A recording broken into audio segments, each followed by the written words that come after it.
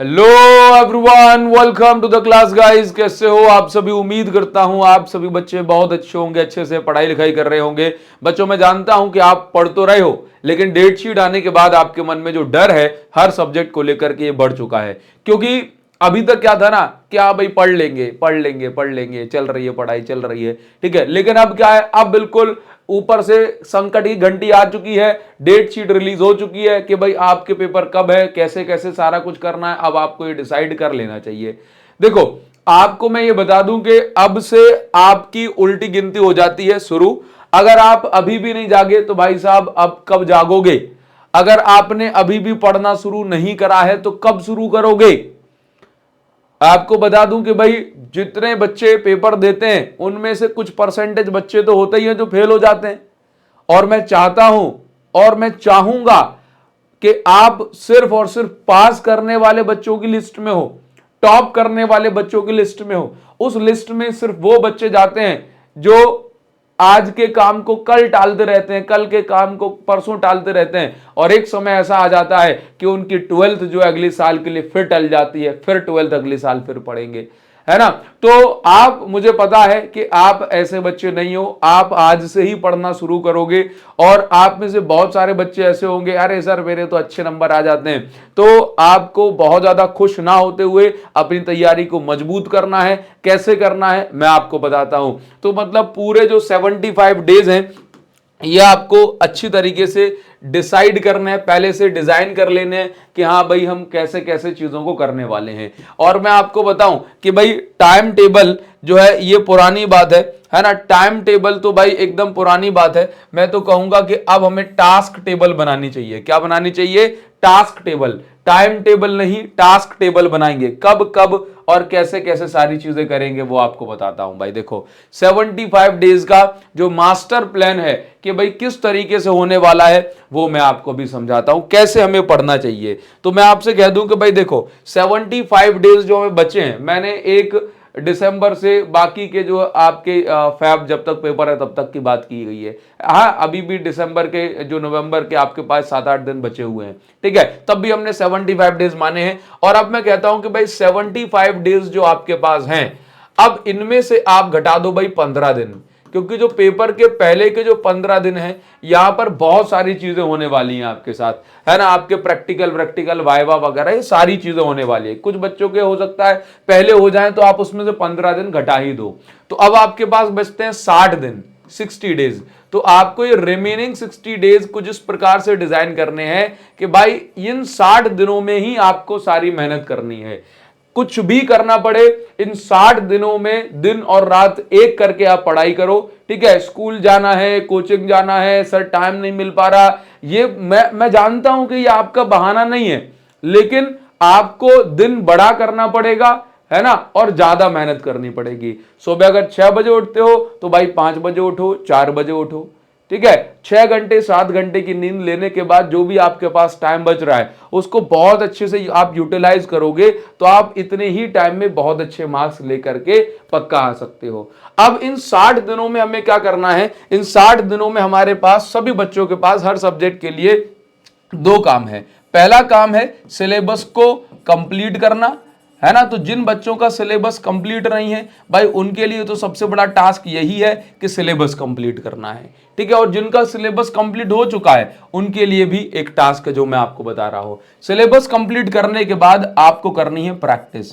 क्योंकि भाई बहुत सारे बच्चे जो है, कभी कभी मेरे पास जो है, जैसे मान लो कि भाई कोई बच्चा कोटा पढ़ रहा था, ठीक है, कोई बच्चा बाहर पढ़ रहा था, जेई की तैयारी करने गया था, नीट की तैयारी करने गया था, अब वो एग्जाम से पहले मेरी ऑफलाइन कोचिंग आ रहा है, ठीक है। तो मैं उसको क्या बोल रहा हूं कि भाई हो सकता है कि आपका सिलेबस कंप्लीट हो, लेकिन जब तक आप एक्चुअल पेपर जैसी प्रैक्टिस नहीं करोगे, बोर्ड में कैसे लिखना है, जेई नीट में कैसे करना है, वो दोनों एक अलग अलग चीजें हैं, है ना। तो आपको बोर्ड में आना चाहिए कि आपकी प्रॉपर प्रेजेंटेशन क्या रहेगी, कैसे जो है चीजों को डिटेल में सॉल्व करना है ना। तो एक तो आपको सिलेबस कंप्लीट करना है और एक आपको करनी है एक्चुअल प्रैक्टिस, है ना। एक आपको करनी है एक्चुअल प्रैक्टिस। एक्चुअल प्रैक्टिस में क्या होगा बच्चों, इसमें आपको मैं कहूं कि भाई देखो, सिलेबस कंप्लीट का मतलब होता है कि आपके सारे कॉन्सेप्ट क्लियर हों, ठीक है, आपको पता हो कि हाँ भाई ये क्वेश्चन किस टॉपिक का है, किस चैप्टर का है, सारे डेरिवेशन वगैरह ये आपको आने चाहिए। ठीक है, आप उस चैप्टर के बारे में सब कुछ जानते हो, मतलब आपने सिलेबस कंप्लीट कर लिया है। एक्चुअल प्रैक्टिस में हम रखते हैं कि भाई आपको ज्यादा से ज्यादा जो है क्वेश्चन सॉल्व करने चाहिए, क्वेश्चन सॉल्व करने चाहिए। अब क्वेश्चन आपको दो टाइप के सॉल्व करने हैं।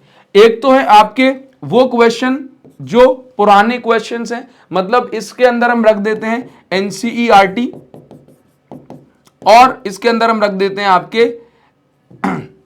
आपके पीवाईक्यूज।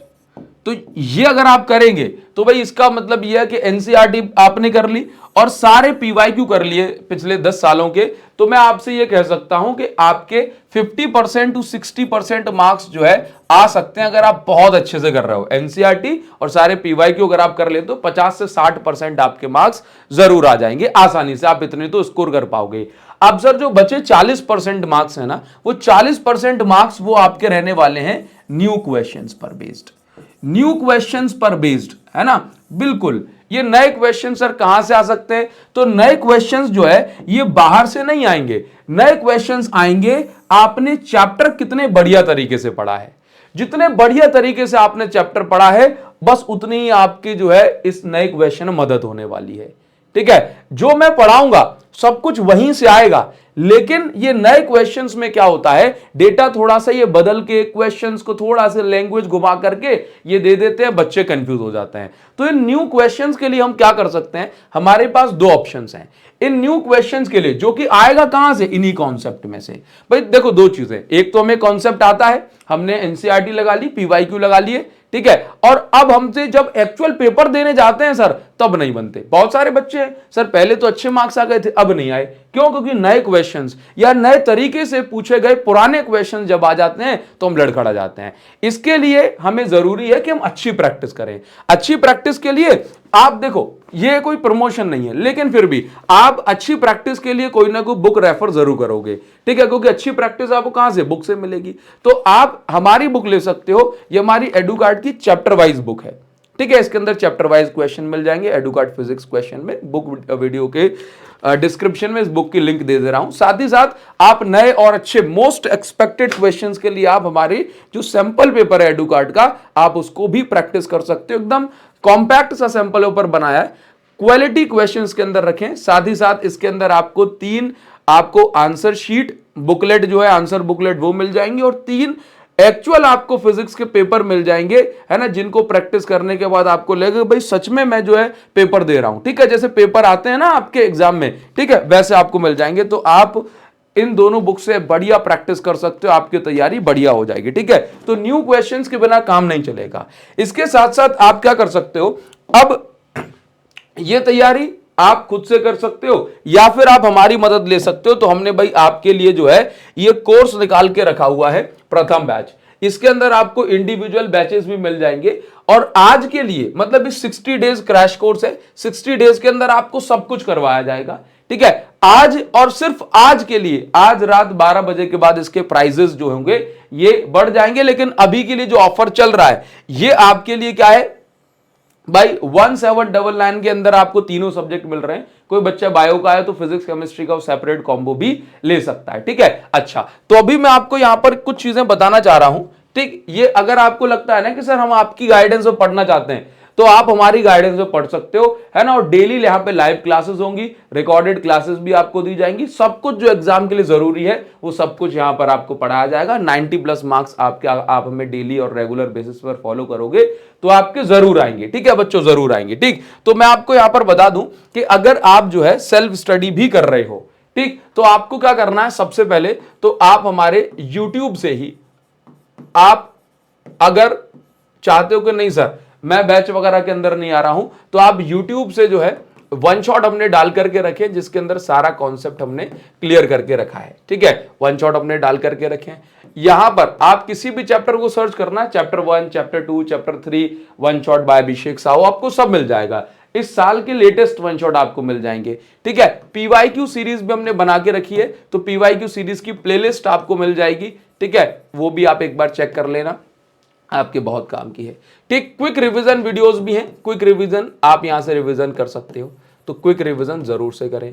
ठीक सर, अगर मैंने वन शॉट देख ली आपके तो क्या क्विक रिवीजन देखने की जरूरत है? नहीं है जरूरत, हटा देता हूं। लो, जितना कॉम्पैक्ट रखेंगे उतना बढ़िया है। वन शॉट देखो, प्लेलिस्ट लगाओ नहीं। ठीक, और साथ साथ में मैं कहूंगा कि भाई आपके लिए जो जरूरी है वो ये क्वेश्चन प्रैक्टिस करें, आप क्वेश्चंस प्रैक्टिस करें। तो मैं आपसे ये कहूंगा कि जितनी जल्दी हो सकता है, जितनी जल्दी, लेट्स से हम टारगेट ये रख लेते हैं भाई, कुछ बच्चों के तो 2-4 क्वेश्चंस, 2-4 चैप्टर रह गए, कुछ बच्चों के आज से वो जागेंगे, तो मैं आपके सामने टारगेट रखता हूं कि भाई ये 30 दिनों में 30 डेज आप कैसे भी करके अपना चैप्टर कंप्लीट करो, अपने चैप्टर कंप्लीट करो, कैसे भी करके आपको सिलेबस कंप्लीट करना है। बस ये आप टारगेट बना लो। अब कैसे करना है, कैसे टाइम मैनेज करना है, भाई ये तो आपको ही करना पड़ेगा। ठीक है, जो सब्जेक्ट पीछे हो उसको अभी टाइम दे दो, क्योंकि इस समय जो आप टाइम निकालोगे ना बच्चों, वो आपके दिमाग में बैठ जाएगा जो भी आप पढ़ोगे। जब आप जनवरी में पढ़ोगे तो उतनी जल्दी जल्दी आपको पढ़ना पड़ेगा कि नहीं हो पाएगा। ठीक है, एक और चीज और मैं आपसे यहां पे ये भी कह रहा हूं कि अगर आप ये 30 दिन पूरी ईमानदारी, पूरी शिद्दत से पढ़ते हो तो आपका जो दिमाग है ना वो बहुत तेजी से काम करेगा, ठीक वैसे ही जैसे एग्जाम से एक दिन पहले काम करता है। अगर आप पूरी शिद्दत से जान लगा करके और ये मान करके पढ़ोगे कि मैं निपटा दूंगा या मैं निपटा दूंगी, तो आप इन 30 दिनों में अपना सिलेबस हर एक सब्जेक्ट का खत्म करो, कैसे भी खत्म करो, चाहे दिन पढ़ो, रात पढ़ो, कुछ भी करो, बस ये खत्म करो सिलेबस। ठीक है, ये आपको करना पड़ेगा। उसके बाद आने वाले जो 40-50 दिन है, 40 to 50 डेज, चलो 40 डेज मान लेता हूं, इनमें बस आपको ये जो 40 दिन है ना, ये 40 दिन सिर्फ और सिर्फ आपके प्रैक्टिस के होना चाहिए भाई, सिर्फ और सिर्फ प्रैक्टिस के होना चाहिए। इसके अलावा इसके में और कुछ अगर बनेगा ना तो आप थोड़े पीछे रहोगे। ठीक है, ये 30 दिन 75 में से ये 30 दिन आप ये निकालिए कि अभी मुझे कैसे भी करके सिलेबस पूरा करना ही है। अगर मैं इन 30 दिनों में सिलेबस पूरा कर जाता हूं भाई तो समझ लो काम हो गया आपका, और ये 40 दिन हम आपको प्रैक्टिस करवाएंगे तो बस आपका काम हो जाएगा। ठीक है, हर सब्जेक्ट के सिलेबस इतने दिनों में, बाकी के दिन प्रैक्टिस के, क्योंकि जितने में सिलेबस, थ्योरी, डेरिवेशन, पीवाईक्यू होंगे उतने में तो आपके 50 से 60% ही बनेंगे। बस उसके लिए क्या करें, प्रैक्टिस शुरू करो। ठीक है, और प्रैक्टिस के लिए मैंने आपको बता ही दिया है, पहले इजी वाले चैप्टर कर लेंगे। इजी वाले चैप्टर में कौन कौन, फिजिक्स की अगर बात करूं तो इसमें आपका 5, 8, 11, 12, 13, 14 ये पहले चैप्टर निपटा लो। उसके बाद क्या कर लेंगे, 1, 2, 3, 4, 5 तो हो गया, 6, 7, 9 और ये 10, ये चैप्टर हम बाद में करेंगे। पहले इसको निपटाओ, 30 से 35% सिलेबस इसमें से आएगा, 35% लगभग 65% इसमें से आएगा। भाई जो भी फिगर मैं आपको बताता हूं ना कि इस चैप्टर में से इतना है, इस चैप्टर में से इतना, थोड़ा सा उसको सुना करें।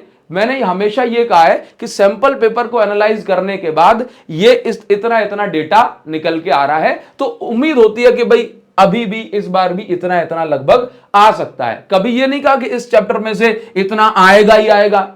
थोड़ा सुना करें, समझा करें, और उसके बाद जो है थोड़ा अपना दिमाग लगाओ, बुद्धि लगाओ। पहले जो है इसको, वो सैंपल पेपर का एनालिसिस होता है। कुछ बच्चे कह रहे सर आपने बताया है ना, कोई और क्या बता रहा है, वो सैंपल पेपर का एनालिसिस जो मैंने करके दिया था। मैंने बोला कि भाई इस साल के सैंपल पेपर में इतना इस चैप्टर से आया, तो आपको एक आइडिया लग जाएगा क्या भाई हाँ इतना जो है इसको करके रखना है, हल्के में नहीं लेना है, समझे है ना। तो मैं बताता हूं कि भाई ये इसका एनालिसिस है, इतना आएगा ये नहीं कहा मैंने कभी। ठीक है, चलो तो ये चीज आप समझ के रखेंगे। पहले आप इन चैप्टर को निपटाएं, फिर आप इन चैप्टर को निपटाएं, और जितना हो सकता है न्यू क्वेश्चंस की प्रैक्टिस अभी से शुरू कर दें। और जो बच्चे हमारे साथ किसी भी कोर्सेज में हैं उनको regular new courses syllabus completion के बाद करवाए जाएंगे न्यू क्वेश्चंस। ठीक है, और यूट्यूब पर भी हम सीरीज लाने की कोशिश करेंगे। तो अगर आप बुक और हमारे साथ पढ़ना चाहते हो तो वीडियो के डिस्क्रिप्शन में आपको लिंक दी गई है, आप वहां से दोनों को ऑर्डर कर सकते हो, कोर्स के अंदर एनरोल हो सकते हो, और जरूर से कमेंट में मुझे बता सकते हो कि हाँ सर मैं अब से ये जो 75 डेज चैलेंज है, 30 डेज चैलेंज लेना चाहता हूं, और मैं 30 डेज चैलेंज में अपने सिलेबस को पूरा खत्म करके ही मानूंगा या पूरा खत्म करके ही मानूंगी। तो समझ लीजिए कि आपका उद्धार हो जाना तय हो जाएगा। ठीक है, तो मैं आपके कमेंट सेक्शन में वेट कर रहा हूं। आपको लिखना है sir I accept 30 days challenge, I accept 30 days challenge. मैं आपको कमेंट सेक्शन में आपको वेट करता हूं। Thank you so much guys, thanks a lot, see you in the next video, thank you.